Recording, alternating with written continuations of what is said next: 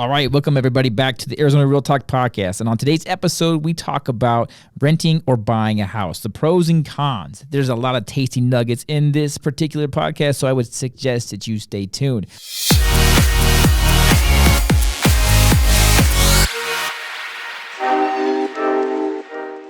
I'll spin off on the fact that we were talking about earlier about brothels. If you're living with a bunch of friends, I know a lot of people that they'll buy a house and they'll rent their rooms out to their buddies because they know, hey, we were going to live in a house together anyway where we were all going to pay rent. Why don't I buy the house? You three pay me. We'll split the mortgage a little bit. Now you're building equity even faster. It's a win-win. It's a win-win baby. Because think about it. Like you're giving them a solution to their problem because maybe they don't want to go anywhere. And usually it's probably going to be cheaper too. Yeah, and it's going to be better. Did you know that they have renters apps like Tinder and Bumble? Yeah. You just swipe on. No, I've looked at it. Yeah. It's pretty awesome. cool. Yeah, so awesome. you all your friends just graduating college, buy homes, and then rent out a couple bedrooms. Basically, cash flow that, buy another house in.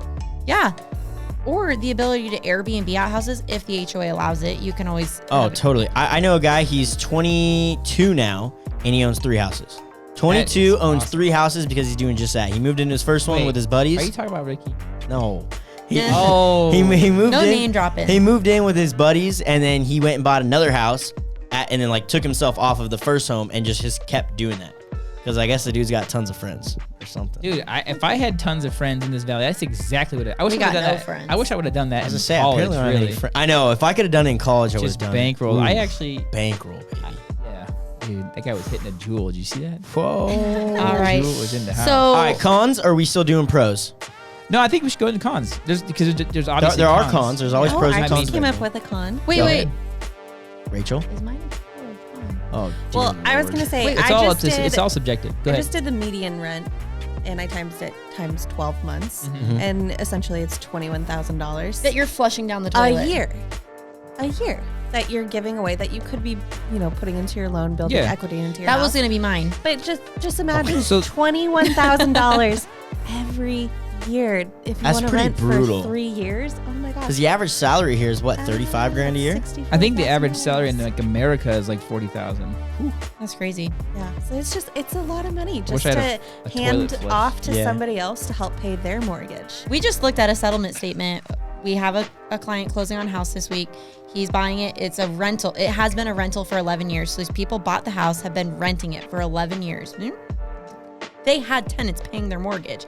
They're making a very nice, pretty penny on this house.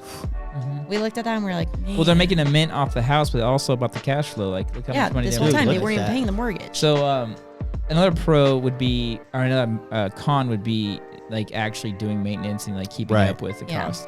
Having to do some stuff like that. It is a little more expensive. I mean, if your roof is bad and needs replaced, that's $8,000 to $10,000. If your AC goes out, that's anywhere from $5,000 to $12,000 depending on what it is and how many systems you got. Yeah, but there's always ways around those things. So, for example, a lot of people will complain, I don't want to do the landscaping on my house. It's like, okay, you can get a townhome, and sometimes you've got HOAs that'll cover all that stuff for you. And so there's ways if around you're worried about that, also put a home warranty on the house. Right.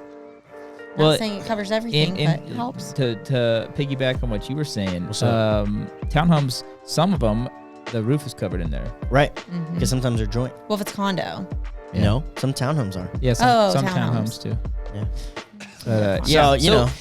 I guess, I don't know, do we want to wrap it up? One more kind of pro I think is kind of like a nail on the head is not only are you building equity, because that's always one of the biggest pros of this, but you're building equity incredibly quick because your home is usually appreciating as well.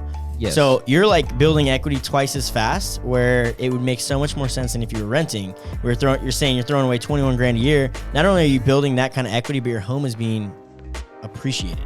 So by the time you sell it, you're going to have even more than what you've put into it. I appreciate that. Oh, I do have the skinny.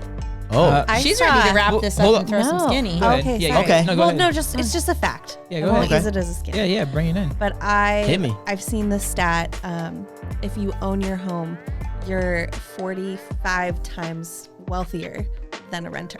Yeah. And did you know that 45? There's a stat that's very similar to that same percentage that most home buyers,